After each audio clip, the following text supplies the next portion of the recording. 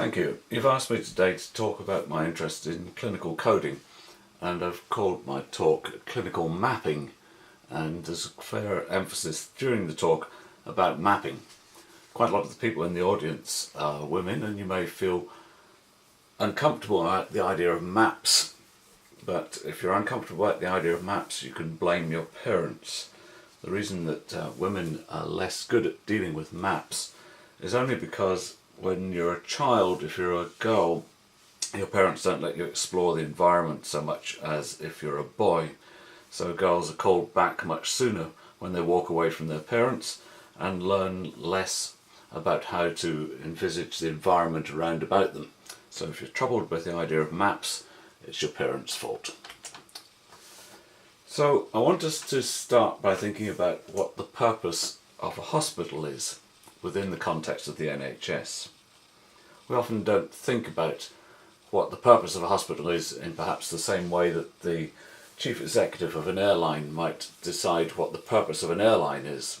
So the chief executive, for example, of EasyJet might think that the purpose of their business is to transport people by air from one place to another safely, as close to on time as possible, and with a very good experience and value for money.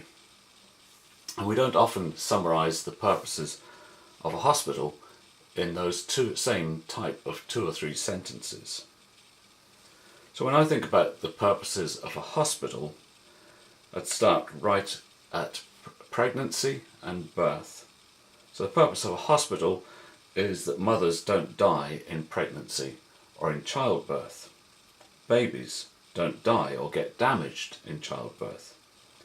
That we provide the opportunities for diseases to be picked up early in babies to protect them from infectious diseases with immunisation and vaccination, and then to set the parents on a good path to helping their children to grow and develop physically, emotionally, and as members of society. For adults, we want hospitals to help people to live as free of disease as possible. Obviously, when an acute illness befalls a patient, such as an acute appendicitis, we want the disease to be treated swiftly and effectively and safely so that the person can ideally resume living life as if they've never had that episode of illness. However, as society is changing, we see more and more people with long-term conditions, and our aim with those people is to help them to live with or despite those long-term conditions. And eventually, we want people to experience a calm, dignified end of life, whether premature and unavoidable, or at the end of a long life. So if we're thinking about the role of a hospital in relation to adults, it's pretty much our job is to fix sick people and make provision for a calm end of life. I know that coders don't like the term working diagnosis, and you're not allowed to code a working diagnosis or an impression, and these are words that are commonly used by doctors. But doctors cannot work without a working diagnosis or an impression. Medical cases that are admitted take between 6 and 48 hours for the diagnosis to become clear in the majority of patients. So doctors' conceptual thinking about how we fix sick patients is that we have a working diagnosis or clinical conundrum. And this is obtained from a very careful, attentive listening to the patient, to the account of the presenting complaint, set in the context of what's known about their health conditions already. So it's very helpful, I find, to know about the patient's past medical history. For example, this morning when I went into work, one of the first things I did was to identify the new patients on our ward and use the patient administration system to find out what clinical codes have been allocated to those patients on their discharge from hospital on the previous admission. One patient this morning had a diagnosis of neurofibromatosis, which was completely missing from the electronic handover record and from the written notes, but was definitely present in the patient's condition. This had been coded by the clinical coders. The diagnosis and comorbidities, both very important. We need to know the context for the primary diagnosis. And along with the diagnosis and comorbidities, we'll do a physical examination of the patient, some blood tests, x-rays, other investigations, and come up with what we would call a working diagnosis or an impression. From that, we develop a treatment plan, and the treatment, obviously in medicine, is mainly medications, and there may be therapeutic interventions like endoscopies, and there may be surgery. We then hope that those treatments are delivered, and vital for us on the wards is the monitoring of the patient's progress, which is done predominantly by our nursing staff to see whether the patient's getting better as we might anticipate they would do. After a time, a few hours or certainly the next day, there'll then be a review of the patient's progress and to see whether they've got to where we expected them to. And the outcomes after the review of progress can be that the patient's overall clinical condition is better, is stable, or deteriorating. And sometimes, of course, our patients will die. Within this, what I call the clinical care cycle, the diagnosis evolves as time goes by. It's not fixed, it doesn't arrive as a solid object which is unchanging into the future. We change from our working diagnosis to a final diagnosis over a period of time by a process which is very similar to scientific experimentation. We put forward a hypothesis, we do some experiments on the basis of those hypotheses, we work out where we think the outcome is going to be, find out whether we've got there, and if we haven't, what happened that meant we didn't get there.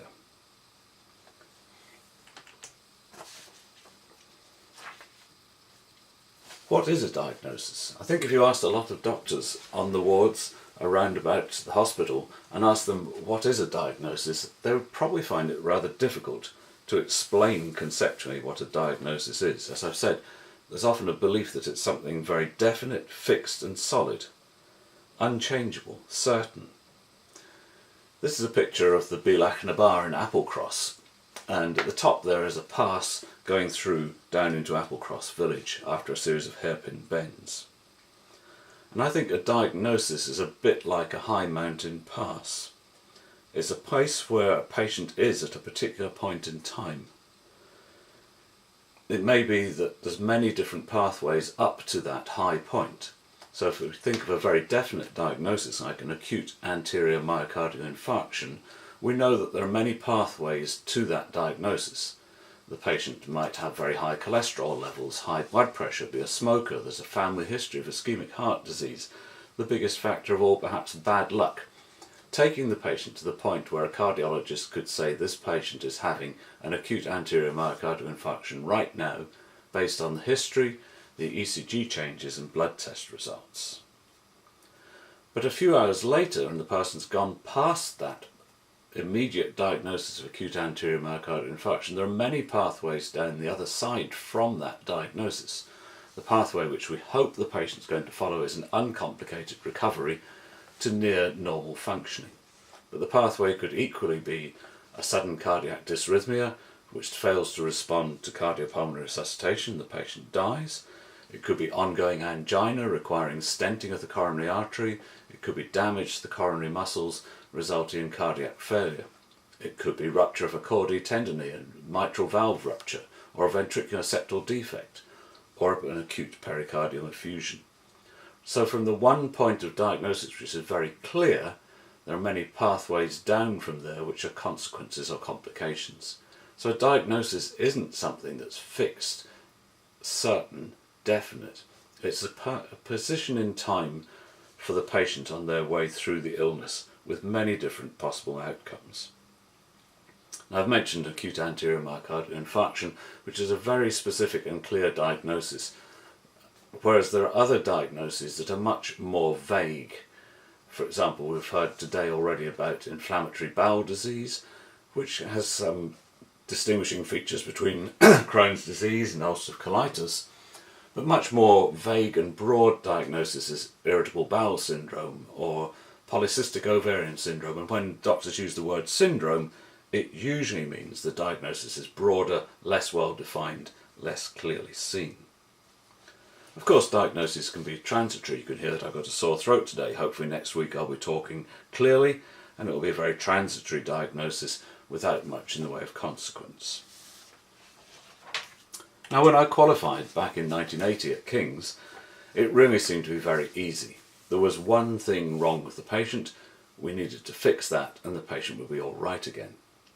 Some of that, I think, was the simplistic thinking of youth, in the same way that a child thinks language is easy when the child only speaks in the present tense.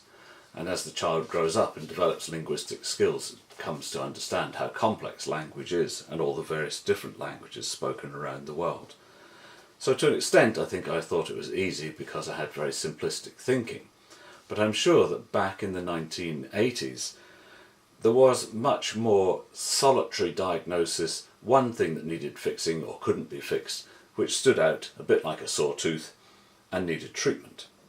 So already today we've heard about acute appendicitis. If there's true acute appendicitis with purulent pus around about the appendix and the surgeon goes in, removes the appendix, maybe the patient needs a drain 3 or 4 days in hospital, hopefully within three or 4 months the patient will be back to full functioning. One single pathology. In my area of practice, which is endocrinology and diabetes, diabetic ketoacidosis, needing treatment, intravenous fluids, intravenous insulin, careful electrolyte balance, and within 24-36 hours the patient can walk out of hospital.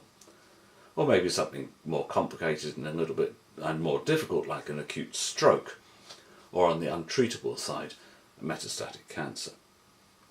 So it probably wasn't as easy, but it did certainly seem to be easier in the 1980s. But now it's much more complex.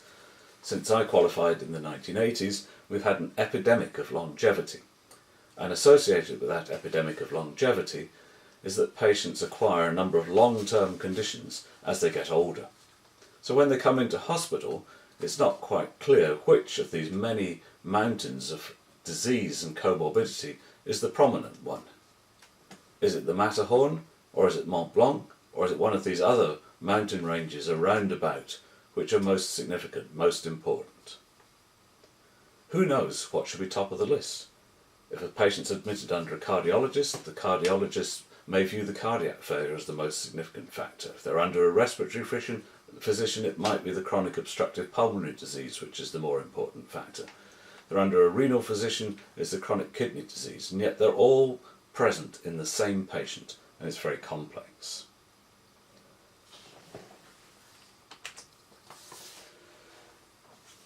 So I'm thinking now that a diagnosis as clinically coded is perhaps like a map reference.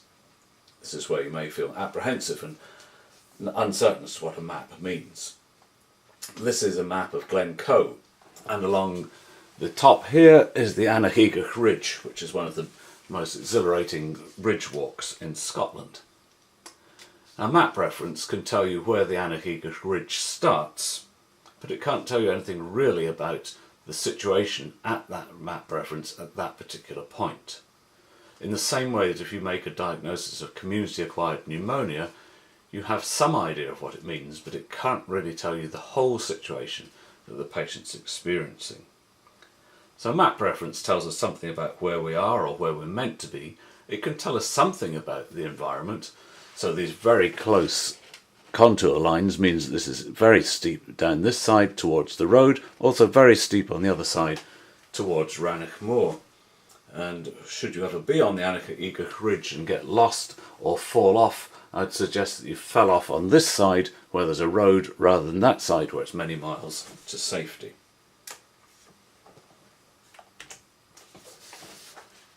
So I like to think that the patient is the reality of the situation at the map reference. So we may know that the patient is on the Annaheigach Ridge and in need of help because of some accident, and it's very important for the Loch Arbour Mountain Rescue Team to know whether it's summer day, beautiful day like that on the left, with little extra danger added into the already rugged mountains, or whether it's winter, night's about to fall, and have these two characters got the right equipment with them. What are the circumstances? What's the situation? It's very complex. Another picture that comes to mind when looking at that one on the left is the question as to who's viewing the scenery. So this is a very difficult ridge where we're trying to manage a patient who's got cardiac failure and renal failure. The cardiologist will call it the ridge of cardiac failure, whereas the renal physician will call it the ridge of renal failure, and the palliative care physician will say, this is a ridge we shouldn't go along, let's go and find a different route to somewhere else. So what you're left to code, I think, depends very much on the person who's making the observation, their description of the complexity, which means that the primary diagnosis, the secondary diagnosis, become less important now to us as clinicians, but still carry this extra weight in coding, particularly in relation to payments. So what? What this means is that when I'm looking after a patient, or my team of doctors is looking after a patient, the situation is very complex. We're dealing with many diagnoses, many comorbidities, the weather's changing, and suddenly a disaster or catastrophe may hit us from the side, like a pulmonary embolism in a patient recovering from surgery. What we need to be able to do is to describe that situation as concisely and precisely as we can, so that we can decide a direction and a plan for helping the patient. Now, as you know, these days in hospitals there's a lot of discontinuity of care, so the team looking after the patient during the daytime, not the same team of doctors who look after the patient at night time. It's important that we leave a message behind for the night doctors which summarises the context that the patient is in and the plans and the circumstances. So if we can leave a well-composed clinical note describing the clinical situation of the patient, then there's a chance that a doctor meeting that patient for the first time in the middle of the night will be able to help them.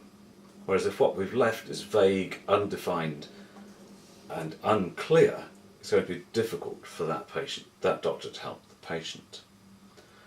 So the clinical notes now, the clinical record now, becomes an account of where we've been, where we think we're going to, how we think we're going to get there, and making sure that we don't err off course. So the notes have to record the situation, the multiple diagnoses in some priority. The weather is perhaps the early warning score. This understanding of the situation is needed also for the discharge summary, to hand on to the GP as to what's happened to the patient, where we've got to, but really vitally important for the care of the patient day to day, and particularly overnight and at weekends. So I haven't really mentioned clinical coding so far. This is the coding classification for living organisms developed by Linnaeus, his classification system. I've put this up really just on a historical note because Linnaeus was a student of Boerhaave, and Boerhaave was a Dutch physician in the 18th century who worked in Leiden, and he really set up what we call these days ward rounds, and he had a particular novel approach to teaching his students, which was to bring the students with him to the patient's bedside and let the students hear him elicit the history, examine the patient, come to conclusions about the diseases. And of course in those days many of the patients would die, and then Boerhaave would take them to the post-mortem room the next day and demonstrate the relationship between the physical signs and the pathology in the body. Now Linnaeus was a student of Boerhaave, and it makes me think that Boerhaave probably had a very organised scientific mind that categorised diseases and illnesses. And this led to Linnaeus developing the classification of living organisms, and what you have as a clinical coding system is a classification of all the diseases that can affect the human organisms. My interest firstly in coding is that notes that easily transmit meaning to other doctors, to nurses, physiotherapists, occupational therapists, social workers, are also easy for you to code. So if the doctor has written a note or a set of notes that is easy for a nurse to understand, so she knows what's going on with the patient and what's to be done for the patient, what monitoring is to be undertaken, when to report back to the doctor about red flag deteriorations, those notes are also easy for you to code. So in part, my interest in coding relates directly to fixing sick patients. Another interest of mine is that science is accurate description of what we observe, the symptoms, the signs, the test results. Accurate description of what we hypothesize, the diagnosis, how we experiment with treatment and record what happens, the progress, our change of thinking. So clinical coding is scientific organisation of clinical information about the patient. And doctors have to be scientific. If we're not scientific, we become quacks. This particular application which we've got in our hospital, which is associated with a software called eHandover, is a way of documenting in a concise and relatively precise form what we think the working diagnosis is, or what we believe the diagnosis has come to be over time. So the ward round report records the diagnoses, what's important this admission, and the comorbidities, stuff we still have to have in mind while taking decisions. So for example, if the patient has pneumonia, like Donald Duck has here, it's quite possible that he developed some left-sided pleuritic chest pain, which was very painful and stopped him coughing and clearing his lungs, so it could make his pneumonia worse. So we might think about giving him some ibuprofen or Nurofen, which could relieve the pain. But under the comorbidities, we see that the patient has chronic kidney dysfunction and cardiac failure. Giving the patient ibuprofen could easily result in the deterioration of both the kidney failure and the cardiac failure. So it's vital that we have that information readily available for our minds to process when we're making therapeutic decisions. What's particularly good about this application is it's become electronic and it's effectively a scratch pad. Larry Weed, who liked problem-orientated medical records and developed the concept of problem-orientated medical records, wanted us to write a problem list at the front of the clinical notes and update that each day by crossing out, reprioritizing, redefining the problems. Now, that was very difficult because it looked untidy and people forgot to keep it up to date. So if we weren't doing that, we were meant to rewrite the problem list into the clinical notes each day, but rewriting that problem list might take 5 minutes and knowing doctors' writing would be illegible.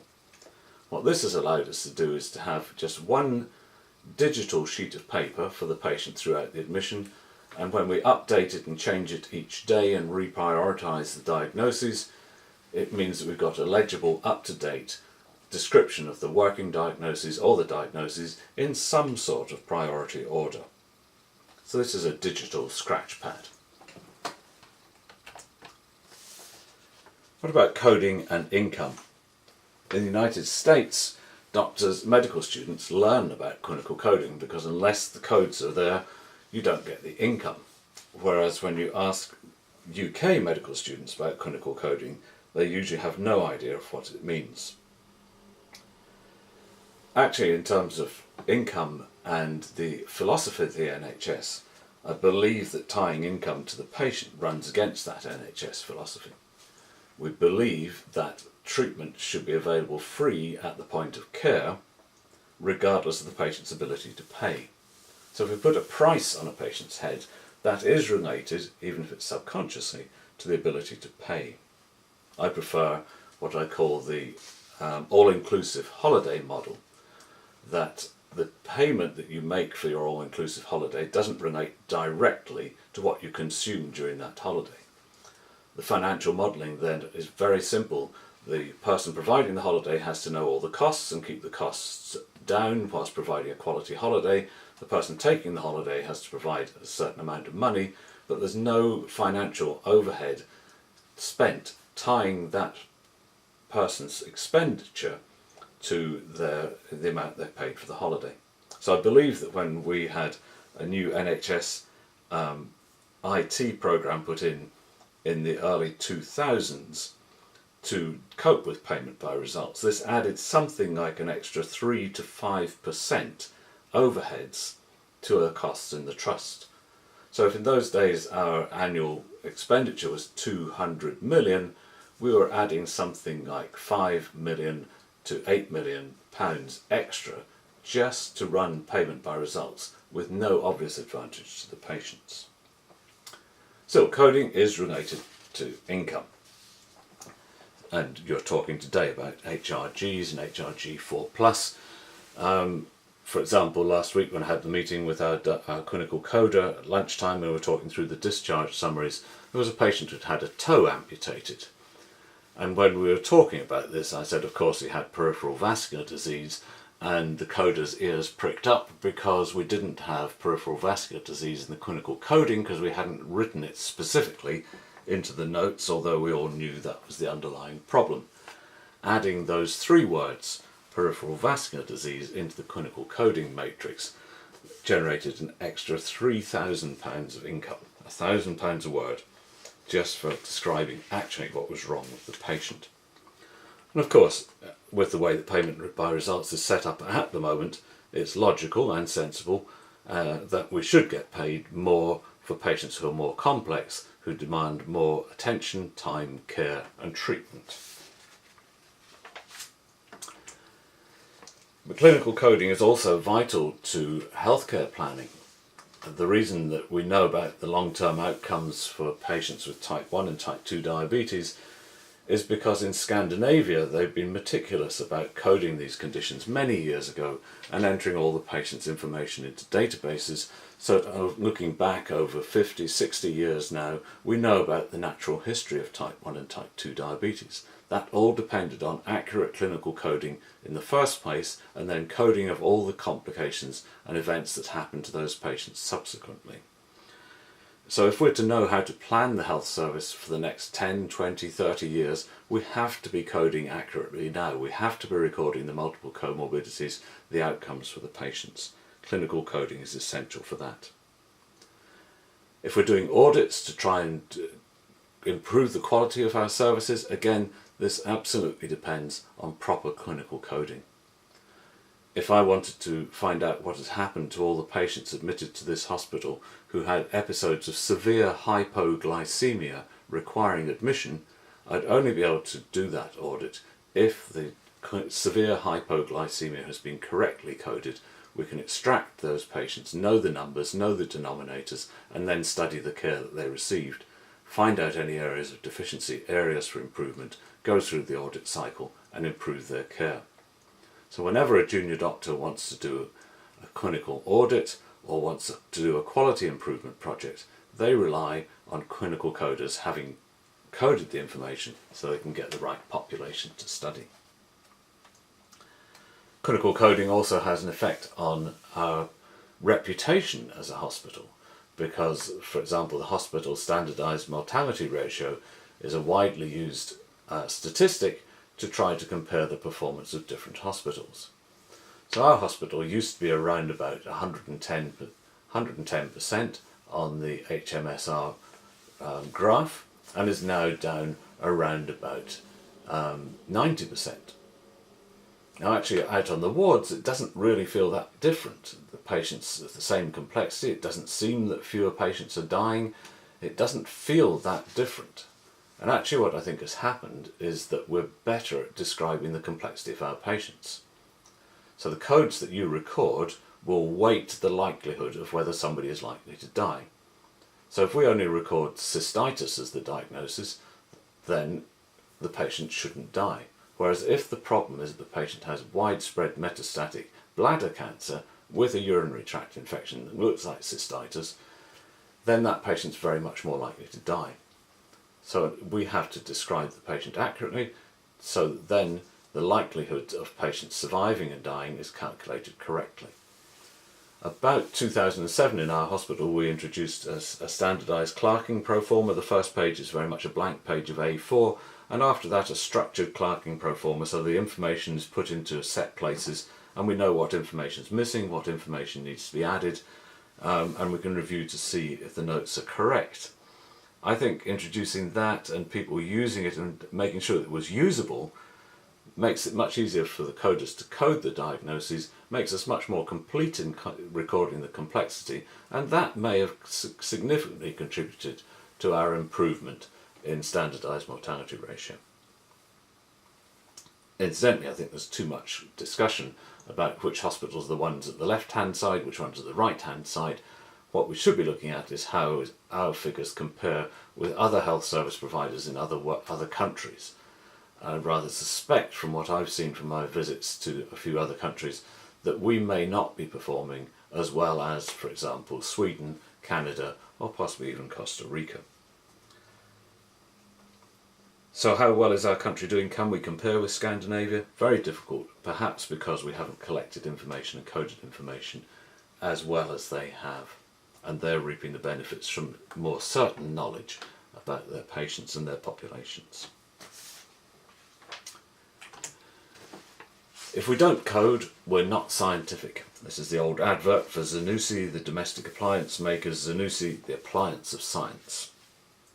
I think that clinical practice is the intelligently kind appliance of science. Accurate description of the clinical diagnosis and situation is needed for us to fix patients swiftly, safely and correctly. Well-written notes are both easy to understand and easy for you to code. Coding gives accurate scientific description of our patients for epidemiology, audit of services and for service improvements. Coding can affect our income and our hospital's reputation. If we don't describe our work carefully and record the information systematically, can we even call ourselves doctors? Coding is crucial to current and future care of patients with illnesses. Coders are part of our clinical team. We should know them, we should involve them, we should meet with them, they should help us. I think we should have clinical coders on ward rounds. I would think that you are very intelligent and bright people, and unfortunately you're restricted very much to acting just as interpreters of clinical information. Sorry, just as translators. And I think you should be allowed to work much more as interpreters within the team. You should be allowed to see that the potassium is 6.6 and define that as high potassium levels. So summing up, I think that the patient is the reality of the situation at the MAP reference. That has become very much more complex as people are living longer. We need to describe that carefully and scientifically as doctors. The way to do that is to write the notes in a summary format that's easy for everybody to understand, unambiguous, and in turn will prove easy to code. Thank you.